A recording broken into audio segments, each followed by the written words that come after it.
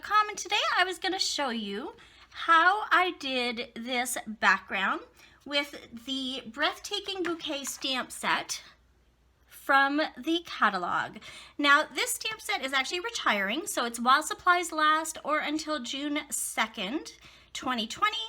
And if you fall in love with it, you're going to want to make sure to get it very soon because it is really lovely. So to do this, I started with my Stamparatus, and what I did is I cut a piece of just regular copy paper, just to about the size of the Stamparatus, and then I have my watercolor paper. So I decided with this one, normally I wouldn't use this little kind of foam mat. I would just use the actual grid part here. But I found that with this stamp that it really did need that foam to stamp properly on my cardstock. So what I did was I put my paper down and stuck just one of my magnets there. And then I don't want that to be right to the edge, so I just brought it out a little bit and grabbed some washi tape and then just stuck that very little on there so that it just keeps it into place like that. Now I want to make sure that this is going to cover my cardstock, so we're going to go here like that. Perfect. And we're going to close this and press it down so that it actually goes into the right spot that I want it to. Okay, so I'm using the Stays On black ink. Now what I find with this ink is it is really helpful to have the re-inker, because if it's not really inky, if that's the word, it's just not going to stamp nice and black like it normally should. Okay, so just make sure that's nice and inky. And we're going to take that pad and cover the whole stamp over here. The reason I'm using my Stamparatus is because with the watercolor paper, it does take a few times of stamping to get a really nice black texture on there. Okay, so we're going to take it and just rub it everywhere. You're going to see that when I open it, there's probably going to be some spots missing. So there you go. So you can see that's my first pass. Now we're going to ink that up. For the actual card, I probably had to do it, I think, 3 or 4 times before I saw my image be the way that I want it to be. Okay, so let's bring it back. So once you have that looking the way that you want, just peel it off your paper. And the little bit that right here was not stamped because of your washi tape, I'm just going to trim that little bit right off.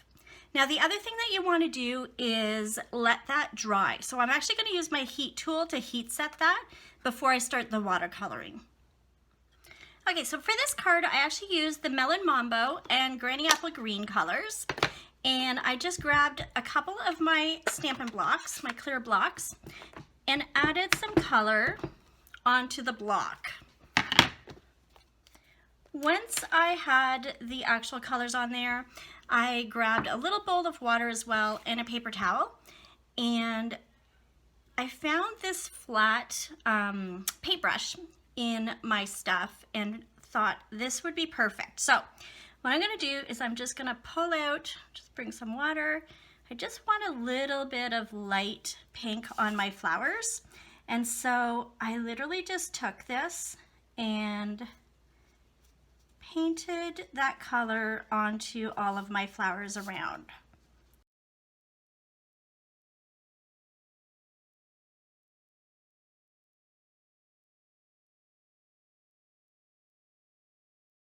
And once you have your initial wash of color on there, I actually took my smaller paintbrush with a little bit less water, and then I went in, so I want more color on this one, and started adding highlights to my flowers.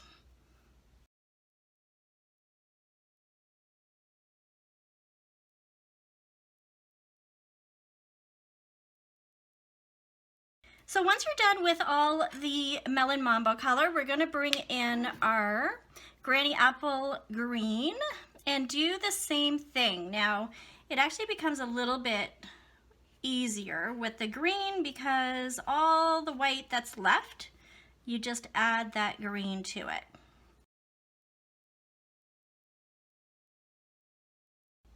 The first part of the green is super fast, and then we're just going to go in and add a little bit more detail like we did with the flowers and have something that's a little bit darker, and just start adding a little bit of that darker green into your leaves, and it's going to make them pop right out. So super simple, just go all the way around and highlight your leaves.